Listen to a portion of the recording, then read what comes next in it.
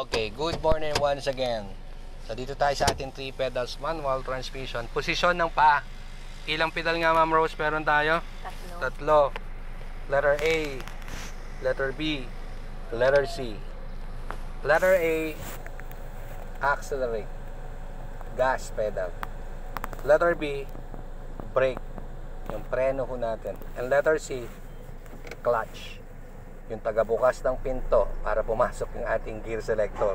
Kasi pag hindi ka nag-clutch, hindi naman mag-o-open yung ating gear selector, hindi siya papasok. Okay, paano ba ang tamang pwesto ng ating pedal kapag sa manual transmission? Mapapansin mo, yung kanang paa ma'am, dalawa ang trabaho. Yung kanang paa natin, dalawa po ang trabaho. Letter B and letter A. Si accelerate, saka si brake. Pag sinabi kasing accelerate, yan po yung pampabilis, hatak, power ng engine. Pag tinapakan mo, tataas yung ating RPM. Accelerate yan. Ang trabaho niyan, magpabilis, saka magpaarangkada. Pag sinabi naman brake, ito mo yung pampahinto. Pwede rin pampabagal. Pag dahan-dahan lang po ang ating pressing, pag-press ng ating brake o gradual lang, dahan-dahan din siyang hinto. Parang sa bisikleta, pag nag-brake ba tayo sa bike natin, binibigla ba natin? Di naman diba dahan-dahan lang natin pinipiga yung ating lever. Pero pag ito'y pinapaka mo ng bigla, abrupt, ay sigurado, sub-sub tayong dalawa sa harap. Lalo na kung hindi naka-seatbelt ang pasahero at driver. So, ang dalawa ang trabaho ng kanang paa, ma'am. Letter B and letter A. Accelerate or gas and brake. Tapos mapapansin mo, yung posisyon ng paa ko, mas malapit kay brake or halos nakatapat kay brake. Yung ball natin or heel, nasa floor, nakadikit sa floor. Tapos pagpunta ko kay gas pedal, parang humihiga lang para hindi ko nakakangalay. Letter B, letter A. Letter brake, and accelerate. Pag gumagawa lang naman tayong RPM hanggang 2,000 RPM. So very light lang pagtapak sa gas pedal. So much better medyo nakahiga na konti para hindi nakakangalay. Actually, ang tumatapak talaga sa gas pedal natin hindi yung buong paa. Yung dulo ng daliri natin sa paa. Yun po ang nagbibigay ng puwersa. So very light lang ang pagtapak sa gas pedal. Hindi naman tayo mag-high rep. So dalawang trabaho ng kanang paa, letter B and letter A. Accelerate and brake. Yung heel nasa floor, hindi pwede kasing umaangat. Kasi kapag galing kay brake, tas lilipat ko ng gas pedal, idangat mo yung buong paa, yung buong bigat ng paa na natin, matatapakan mo. Pwede yung buong bigat ng sapatos natin, mag-accelerate po tayo. So mas maganda, malapit kay brake, humihiga rin kay gas. Yung iba naman po, nasa pagitan, nasa gitna po ng brake at accelerate. Pwede naman po yun. Kaya kung mamasanay po ako, mas malapit kay brake, humihiga lang kay gas. Etong isa, walang ibang trabaho, yung kaliwa.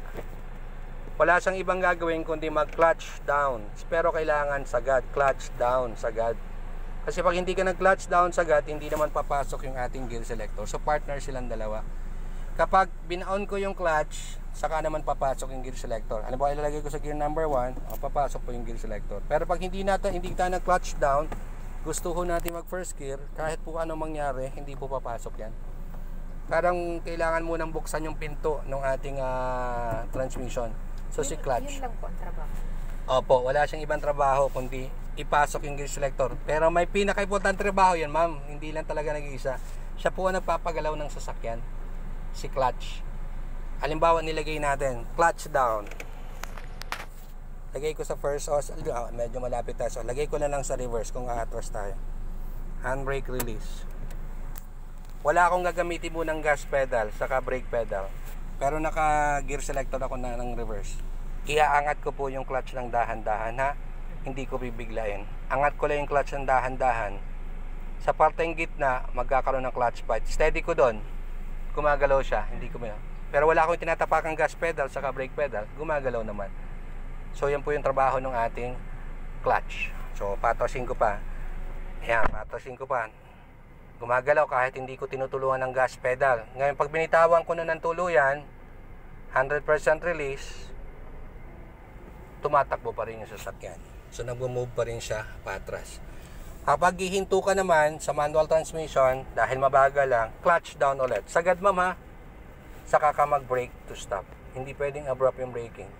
Tapos, wag niyong bibitawan yung clutch hanggat hindi natin ilalagay sa neutral position. Lagay ko sa neutral, sa gitna. Pwede ko i-release yung clutch 100%. Safe siya, hindi siya gagalaw. Sample ulit. Tatakbo pa harap, pabante naman. O, clutch down ulit. Clutch down. Nakasagad lagay sa first gear. First gear, sa may tuhod. Wala pa akong gagamitin clutch pedal. Wala akong gagamitin gas pedal, wala akong gagamitin na brake pedal. Mamaya na si brake kapag ihinto na lang. So clutch control muna. Angat ko yung clutch ng dahan-dahan. Kapag gumalaw na sa parting to, steady. Umabante na tayo, tumatakbo na.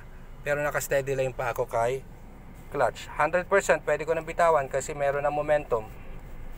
Gumagalaw po siya. Kahit hindi po ako nag-gas pedal. Wala, zero gas po yan. Pag hihinto naman, clutch down and brake to stop. So kailangan sagad. Pag nilagay ko sa neutral position, yung ating gear selector, gitna, wag mo nang bitawan yung brake pedal, pero si clutch pwede na. For safety, handbrake. Hindi nagagalaw. Naka-release na ako sa aking mga pedal. So okay? Naintindihan. Pero alam ko excited ka na, siyempre magpapalit na tayo. Dito ka na maupo. Okay, yun, pagpapatuloy po natin itong video nito. Excited na po si Ma'am Rose, ang aking student for today, para sa kanyang unang try. Yan ay konting demo lang sa ating mga followers and non-followers. Drive and keep safe always. Mabuhay po.